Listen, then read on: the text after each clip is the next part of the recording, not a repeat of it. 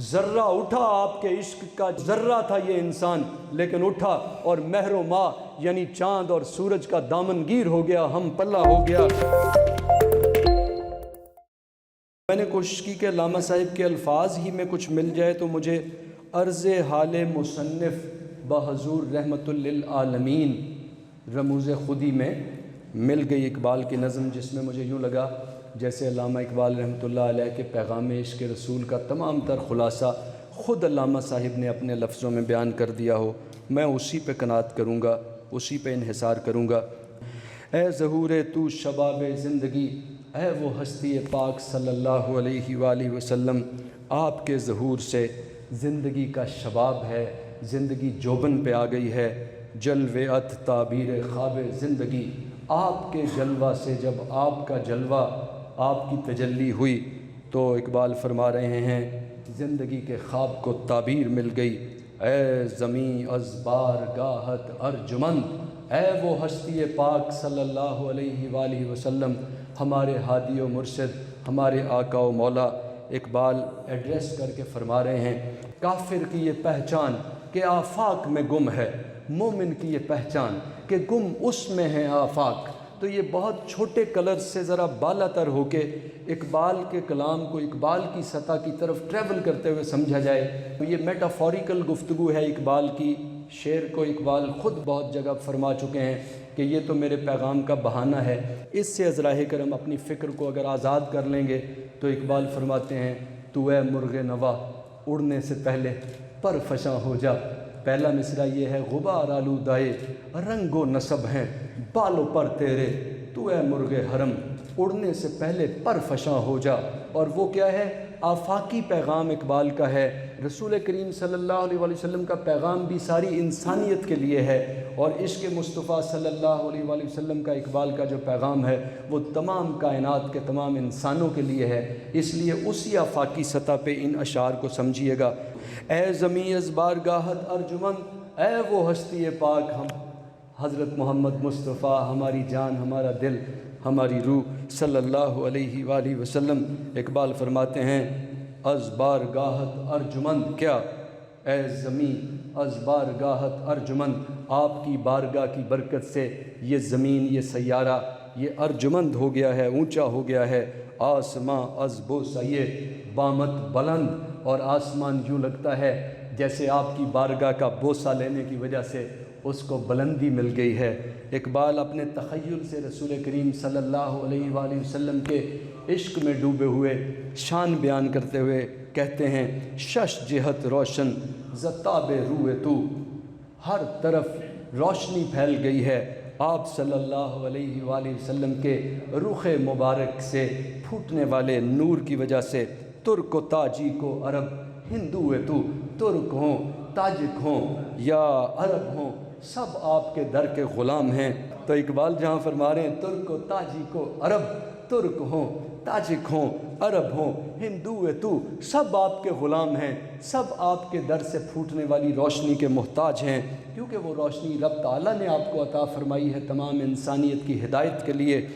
از تو بالا پایائی ان کائنات، فرماتے ہیں اس کائنات کا مرتبہ بلند ہو گیا ہے آپ کی وجہ سے۔ فقر تو سرمایہ ان کائنات، آپ کے فقر کی وجہ سے، الفقر فخری، آپ کے فقر کی وجہ سے، آپ کی بے نیازی کی وجہ سے، فرماتے ہیں وہ اس کائنات کا سرمایہ ہے جو آپ کا فقر ہے۔ در جہاں شمع حیات افروختی، اور اس دنیا کے اندر آپ نے زندگی کی شمع کو روشن کر دیا ہے۔ بندگان را خواجگی آموختی، اور بندوں کو، غلاموں کو بادشاہ بننے کے اسرار سکھا دیے ہیں۔ اقبال فرماتے ہیں آپ کے عشق نے صلی اللہ علیہ وآلہ وسلم۔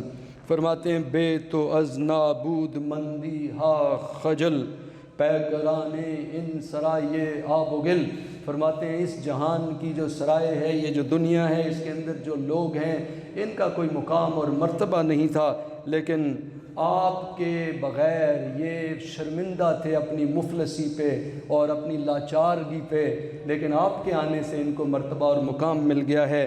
تا دم تو آتش از گل کشود، جب آپ صلی اللہ علیہ وآلہ وسلم کے مبارک سانس نے اس مٹی کے اندر آتش بھڑکا دی، آتش اپنے عشق کا شوق بھڑکا دیا۔ تو دہائے خاک را آدم نمود، تو مٹی کے تودے جو تھے وہ اقبال فرماتے ہیں آدم بن گئے۔ تا دمیں تو آتش از گل کشود، آپ کی مبارک سانس سے اس مٹی کے تودے کے اندر آپ نے آپ کے عشق کی آگ بھڑکی۔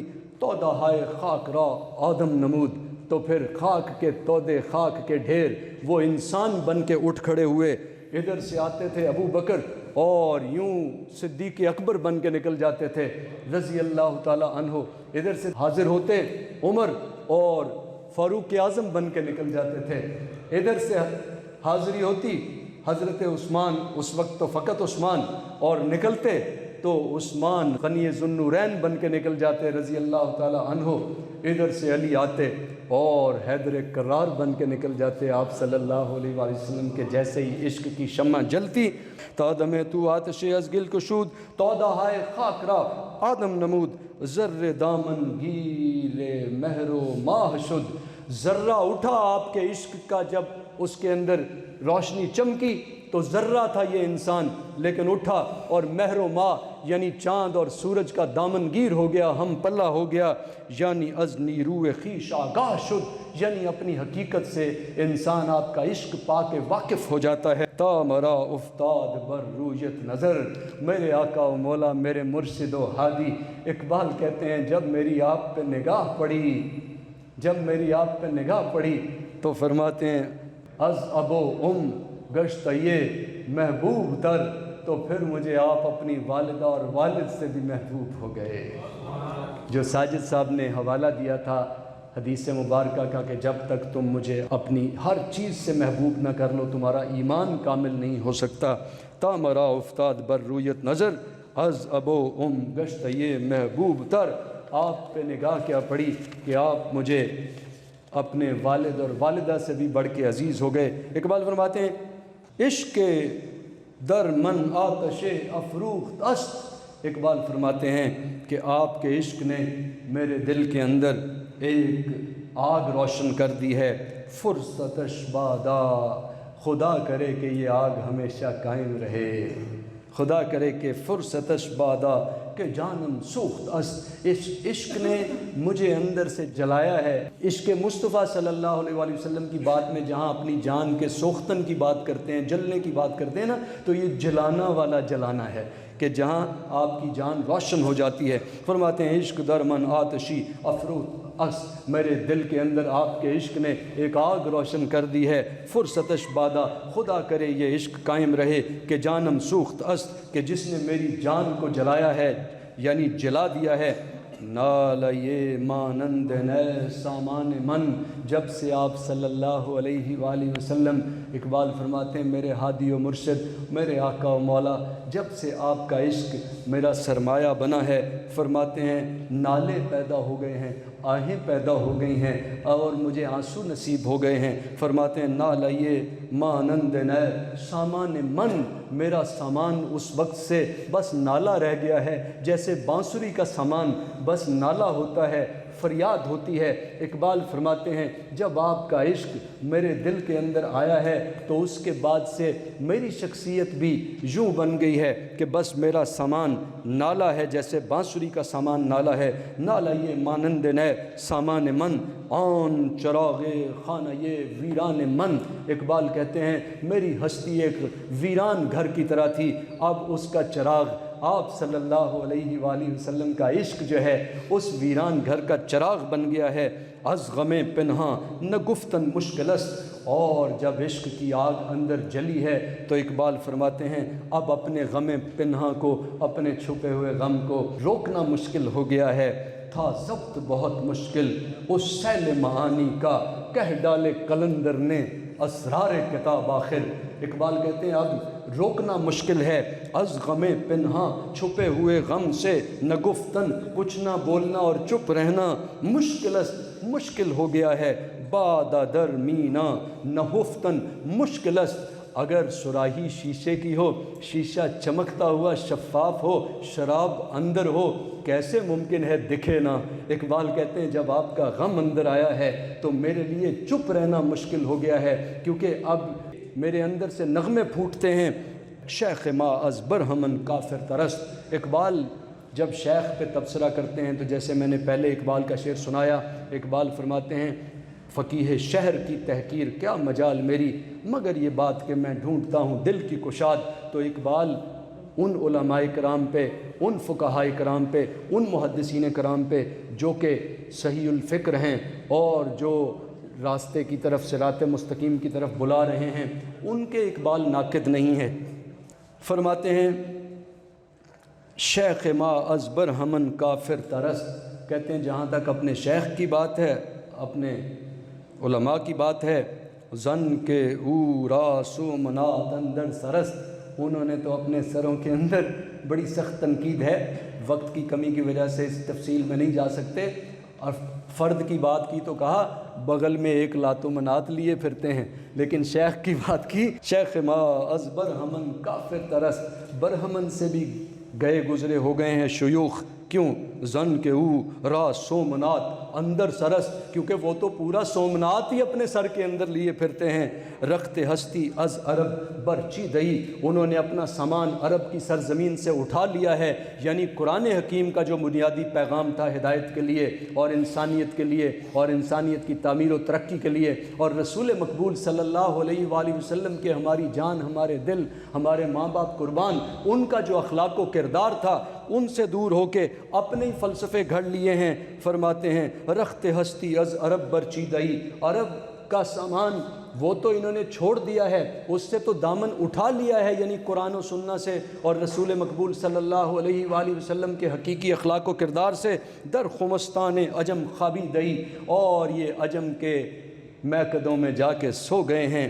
فرماتے ہیں شل زبر فاب عجم آزائے او، اب دنیا کے مسلمان کے جو اعضاء ہیں وہ شل ہو گئے ہیں۔ کس برف سے شل ہوئے ہیں؟ وہ عجم کی برف سے شل ہوئے ہیں، یعنی دنیا کے قرآن و سنہ سے متصادم نظریات کی برف سے اس کے اعضاء بے عملی کی وجہ سے شل ہو گئے ہیں۔ سرد تر از اشک او صحبائے او، اس کے آنسو بھی ختم ہو گئے ہیں، اور اس کے پاس اب جو شراب ہے وہ اس کے آنسوؤں سے بھی زیادہ سرد اور خشک ہے۔ ہم چو کافر از اجل تر سندئی، کہتے ہیں کافر کی طرح موت سے ڈرنے لگا ہے مسلمان۔ سینے اش فارغ ز قلب زندئی، اور اس کا دل جو ہے، اس کا سینہ جو ہے وہ زندہ دل سے خالی ہو گیا ہے۔ اور اقبال زندہ دل کس کو کہتے ہیں؟ سینے اش فارغ ز قلب زندئی، وہ فرماتے ہیں رسول کریم صلی اللہ علیہ وآلہ وسلم کے اخلاق و کردار، حیات طیبہ کی حقیقت دل میں اترتی ہے تو دل زندہ ہو جاتے ہیں۔ ہم چو کافر از اجل تر سندئی، کافر کی طرح ڈرپوک، سینے اش فارغ ز قلب زندئی، اور زندہ دلی سے، زندہ قلب سے محروم۔ ناششز پیش طبیباں بردیم، مرد بود از آب حیواں گفتمش۔ اب کہتے ہیں یہ جب یہاں لایا ہوں رسول کریم صلی اللہ علیہ وآلہ وسلم اپنے ہادی و مرشد کے قدموں میں جب لایا ہوں، بمصطفیٰ برساں خیش را کے دی ہماؤست، اپنے آپ کو حضور صلی اللہ علیہ وآلہ وسلم کے قدموں میں لے چلو۔ اقبال فرماتے ہیں بمصطفیٰ، ٹورڈز مصطفیٰ صلی اللہ علیہ وآلہ وسلم، بمصطفیٰ برسان لے چلو، خیش را اپنے آپ کو، کہ دین ہماؤست، کہ یہی ہے سارا کا سارا دین، یہیں سے نکلا ہے سارا کا سارا دین۔ فرماتے ہیں داستانیں ایک داستان گفتم از، میں بولتا ہوں، بیان کرتا ہوں، از یاران نجد کے یاروں سے لی ہوئی داستان آپ سے بیان کرتا ہوں، کن سے؟ صحابہ کرام رضوان اللہ علیہم اجمعین سے۔ فرماتے ہیں نکہت آوردم از بستان نجد، یہ شاعری نہیں ہے، یہ تو میں خوشبو لایا ہوں۔ کن سے؟ باغ سے۔ کون سا باغ؟ نجد کا باغ، عرب کا باغ، میرے یار، میرے ہادی و مرشد رسول مکرم صلی اللہ علیہ وآلہ وسلم اپنے محبوب کا باغ، وہاں سے جو خوشبو لایا ہوں وہ اپنی شاعری کے ذریعے بانٹ رہا ہوں۔ فرماتے ہیں محفل از شمع نوا افروختم، میں نے محفل کو جلا دیا ہے، اور بس جلا دیا ہے، میں نے محفل کو روشن کر دیا ہے۔ کس سے؟ شمع نوا، اپنی نواؤں کی شمع سے، اپنی رسول کریم صلی اللہ علیہ وآلہ وسلم کی محبت اور عشق میں ڈوبی ہوئی نواؤں کی شمع سے، روشنی سے میں نے روشن کر دیا ہے محفل کو۔ محفل از شمع نوا افروختم قوم را رمز حیات، کہتے ہیں میں نے قوم کو رمز حیات سکھا دی ہے، قوم را رمز حیات آموختم، میں نے قوم کو اپنی شاعری، اپنے کلام، اپنے فکر کے ذریعے سے عشق مصطفیٰ صلی اللہ علیہ وآلہ وسلم کا وہ درس دیا ہے کہ جس درس کی بدولت میں نے شمع روشن کر دی ہے اور میں نے اپنی قوم کو زندگی کا پیغام دے دیا ہے۔